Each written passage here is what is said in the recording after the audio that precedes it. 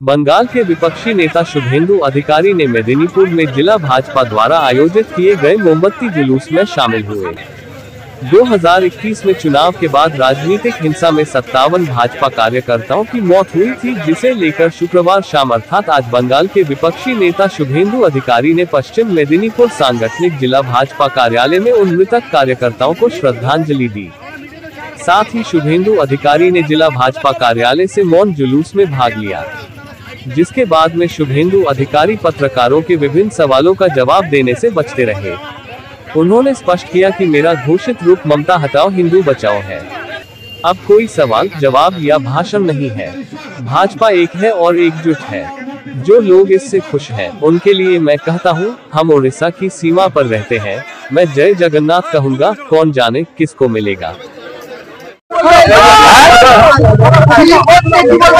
আমি এটা নিয়ে মন্তব্য করছি না 3 দিন ধরে। ভাই আমাকে এই প্রশ্ন করবেন। আমার ঘোষিত অবস্থান মমতা ভাগাও হিন্দু বাঁচাও, মমতা ভাগাও হিন্দু বাঁচাও।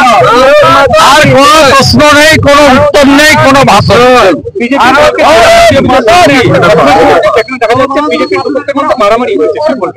শুনুন, আজকে পার্টির পক্ষ থেকে সবাই বলে দিয়েছে যে ভারতীয় জনতা পার্টির কোন লোক এতে যুক্ত নয়, এবং আজকে ঐক্যবদ্ধ পশ্চিম মেদিনীপুর বিজেপি সবাই আমরা একসঙ্গে নেমে শহীদদের তর্পণ করছি।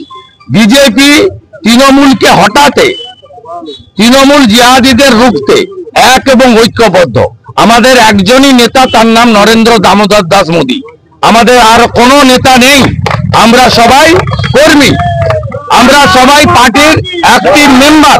50 জন করে প্রাইমারি মেম্বার করে আমরা অ্যাক্টিভ মেম্বারশিপ পার্টি দিয়েছে।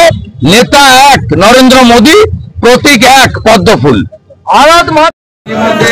আত্মবলিদান বেদিতে আমি জেলা সভাপতি সহ বিধায়ক বৃন্দ সহ আমরা সকলে পুষ্পার্ঘ দিয়ে পশ্চিমবঙ্গ প্রদেশ বিজেপি ঘোষণা করেছেন আজ অভিশপ্ত দিন। আজ একটি আমাদের কাছে দুঃখের দিন, রক্তাক্ত দিন। আমরা 57টি প্রদীপ প্রজ্বলন করেছি। আসুন আমরা সবাই উঠে দাঁড়িয়ে 1 মিনিট নীরবতা করে যাদের আত্মবলিদানে এই রাজ্যে বিজেপি আজ প্রতিষ্ঠিত, গণতন্ত্র প্রতিষ্ঠার এই লড়াইতে যারা সর্বস্ব দিয়ে 2,33,27,000 মানুষের সমর্থন আমাদের প্রতি দিয়ে গেছেন, এখনো আমরা মাথা উঁচু করে নরেন্দ্র মোদীজির আদর্শে পদ্মফুলের পতাকা নিয়ে রাস্তায় মিছিল করি। সেই বীর আত্মবলিদানকারী যারা বীর গতি প্রাপ্ত করেছেন তৃণমূল জিহাদিদের হাতে, তাদেরকে স্মরণ করি। সাথে স্মরণ করি 235-এর বেশি বিজেপির কার্যকর্তা যারা এই অত্যাচারী শাসকের বিরুদ্ধে নিজেদের আত্মবলিদান করেছেন। আমরা এই নীরবতা পালনের পরে আমরা প্রজ্বলিত মোমবাতি সহকারে স্লোগান ছাড়া একটি নীরব মৌন মিছিল, শ্রদ্ধাঞ্জলি মিছিল আমরা এই শহরের খানিকটা পথ পরিক্রমা করে আমরা ঠিক 30 মিনিট পরে কর্মসূচি সমাপ্ত করব।